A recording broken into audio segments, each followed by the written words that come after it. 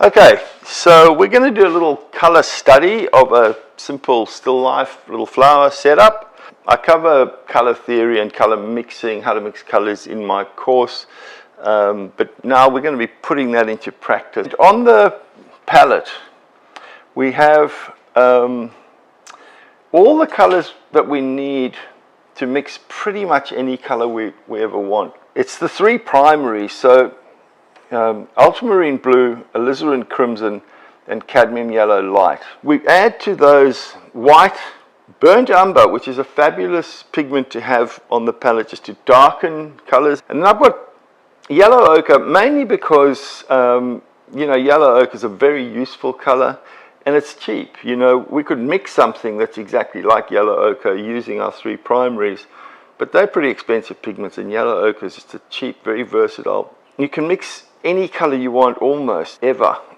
using these. Of course, this is oil paint. We'll take the bench top as a start. So what we'd do is we'd start by saying, is there anything on the palette that's sort of a bit like that bench top? And there is, right? I would say this yellow ochre that we've got here.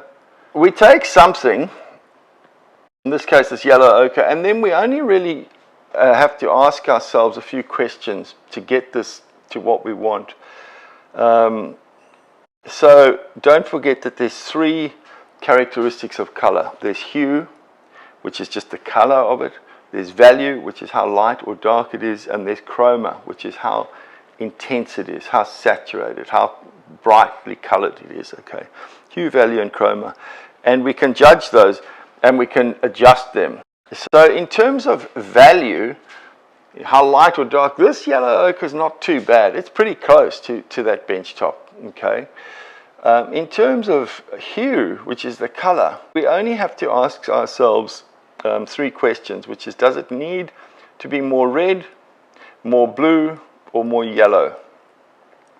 I'm looking at this from where I am, and it looks a little sort of greeny to me, okay? Which would suggest I need to add a bit of red. So I'm going to get some more of this yellow ochre, and I'm going to add a little bit of our alizarin, and just see how that feels. It's getting closer and closer. What I'm also going to do is just add a tiny bit of white, because I think it's a little, potentially just a little bit dark. That's maybe a bit better. Let me see how that feels. You know what, I'm going to go a little bit lighter.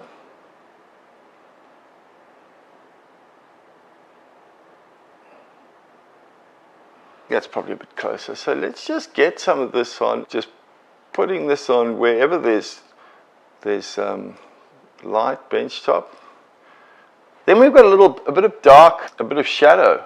So what we can do is we could put a little bit of burnt umber in to darken this slightly. I'm going to add a bit of blue, actually, just to darken this down.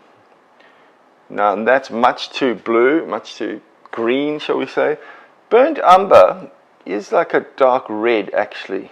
That's worth remembering. It sort of acts like a dark red. So by putting a bit of burnt umber in, that's not bad. We might even add a little bit of red in there. So we'll just put some of this in and see how that feels for our shadow. And we can use a little bit of this just to introduce some, a little bit of variation, a little bit of grain, whatever. So the background really is a very neutral color. So why don't we just get a little bit of white out. Let's go to one or two of our dark pigments. So let's just take a little bit of burnt umber. Take probably quite a bit of burnt umber, actually. Value-wise, it's not bad. If I ask myself the simple questions, does it need more blue, more red, or more yellow? It seems to me very clearly that it needs a bit more blue. So I'm going to pick up a little bit of blue, a little bit of my ultramarine. It's very, very close. Certainly good enough for our purposes. I'm going to just get some of this in. There's no law about what we do next. What I think I'm going to do in this case, I'm going to put in the dark and the light of the little vase, or vase, depending on how you pronounce it. I think why don't we just get some of the green in. So green, obviously we don't have a green on our palette. We don't need a green on our palette. There's a bit of blue. And let's just, with our primaries, let's just pick up a bit of yellow. It's much too green if you look at it. I've got to ask myself, do I need to add yellow, red, or blue? I've already been adding blue and yellow. It needs red. And the other way of thinking about it is if a color is too intense, add its complement, right? So the complement of green is red. So let's pick up a bit of red so we can really knock this green back. We can make it much less of a sort of intense green by adding its complement.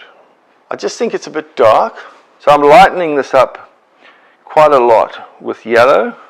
Just going to sort of put this in as a shadow of some of these leaves.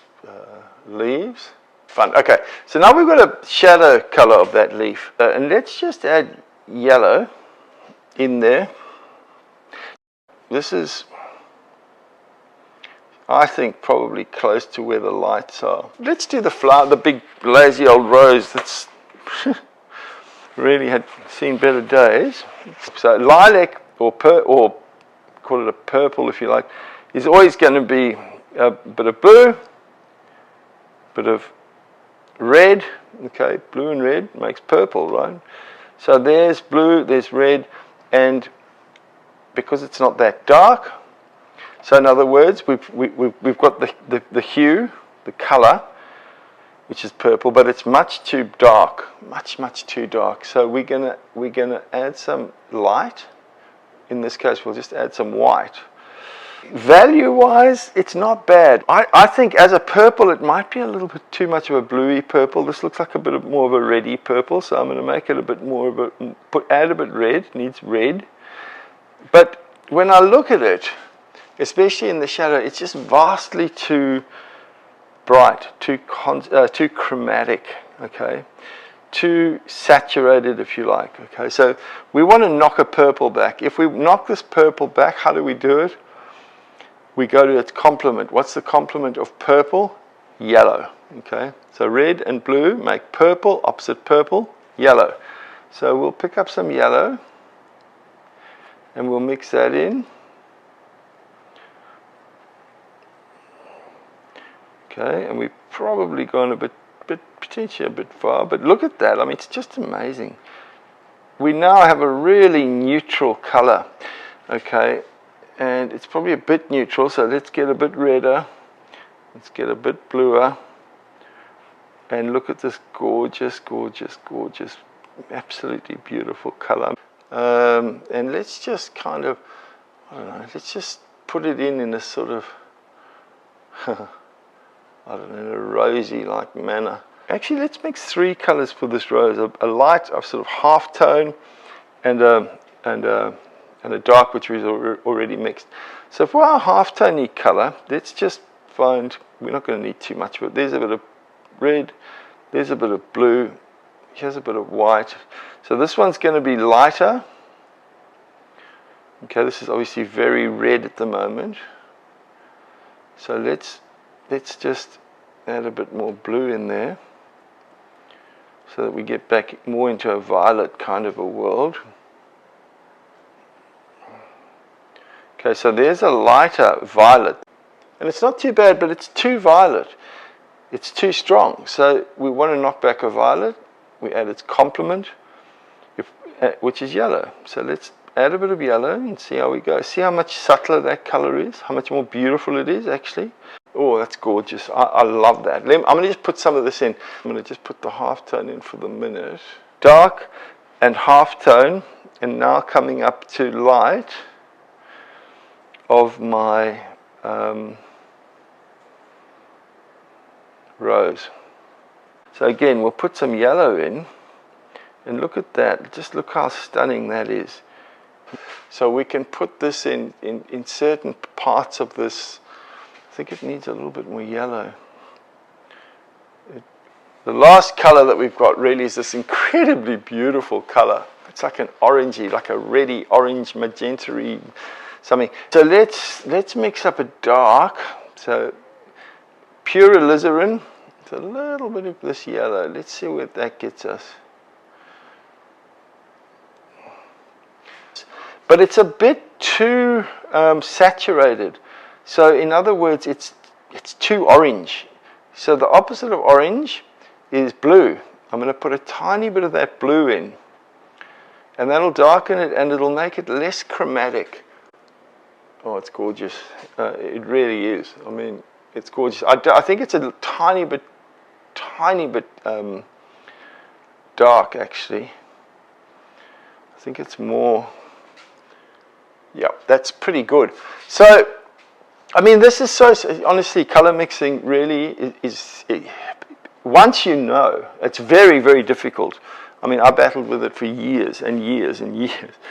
But once you learn this very simple way of approaching it, it's actually very simple, okay?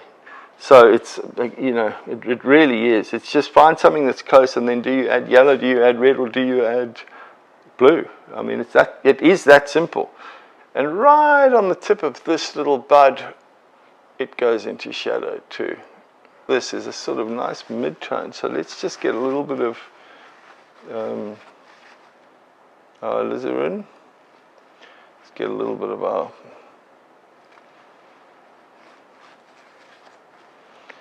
yellow. When you want to lighten a red, you never want to add white, like for a red ball or a red apple or something, because a white is like a light blue, so it'll make it pink rather than light red. Now, in this case, this is going pink, so I am going to pick up a bit of white because we do want it to go a bit pink.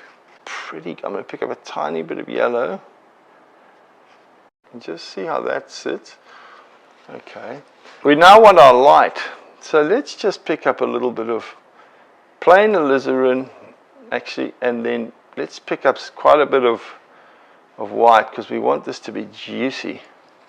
And again, you notice this palette: light, halftone, dark, lights to darks, lights to darks, lights to darks, always, and it's lights to darks, lights to darks. It is honestly. I can't emphasize this enough. If it's not on your palette, how can it possibly get onto your painting? Just going to put some of this on. Let's just put that petal on like that. This little petal on like that. I think I want to just massage this edge a bit with the halftone so that these flowers turn more. All of this is actually quite dark. Quite sort of half-tony. There's this deep accent just in here. I'd like to just get some of this background again, because I think it would just be nicer if the background came maybe to there, just a bit more dark over this side. Look, as a color study, I think we could say that's kind of fine. So I thought it might be quite fun to just go in with a big brush and pull some paint around. Bit of fun with breaking edges and giving it more of a sort of painterly kind of a feel. Yeah, so I think it added a little. If you'd like to see a full version of this video, please go to my website. You'll also find other portrait and landscape painting videos, as well as my complete painting course, which is over 15 hours of theory and demonstrations of tonal paintings, color mixing, and a complete still life painting. So please check that out.